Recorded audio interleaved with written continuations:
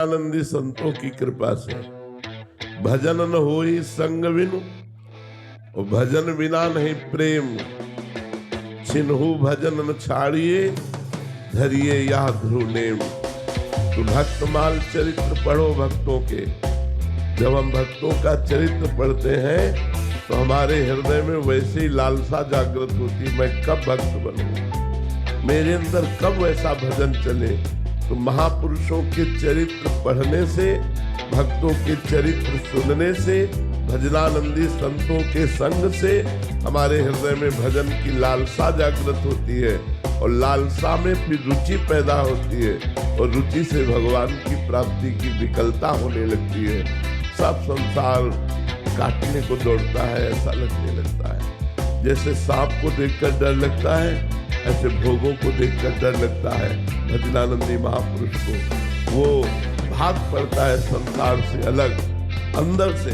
भले बीच में संसार के ही बैठा हो, लेकिन वो अंदर से भागकर भगवान की शरण ले लेता है, भगवान के चिंतन में तन्मय रहता है। आधे क्षण के लिए भी प्रभु का चिंतन छूटने पर व्याकुल हो जाता है।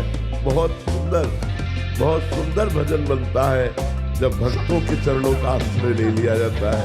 इसलिए भक्त संग करो, भक्त चरित्र पढ़ो, और भगवान के नाम में हठ पूर्वक लगोगे तो नाम में रुचि हो जाएगी।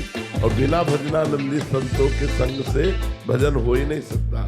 जब तक संतों का संग नहीं होगा, भजन होगा ही नहीं। बड़ी कृपा है, जब द्रवहि दीन दयालु राघव तो साधु संग सिपाही। जब रघुनाथ जी राम जी कृपा करते हैं तो संत संग प्रदान करते हैं। संत संग मिला कि जीवन की यात्रा बदल गई।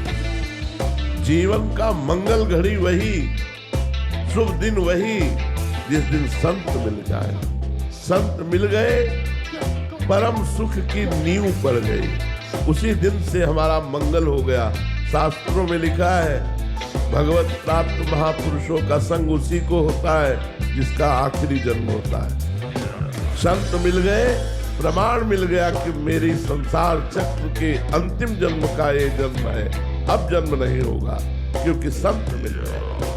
भगवान की कृपा से संतों का मिलन होता है, संतों की कृपा से भगवान का मिलन होता है। बस हमें संत मिल जाए, हमें संत समागम मिल जाए।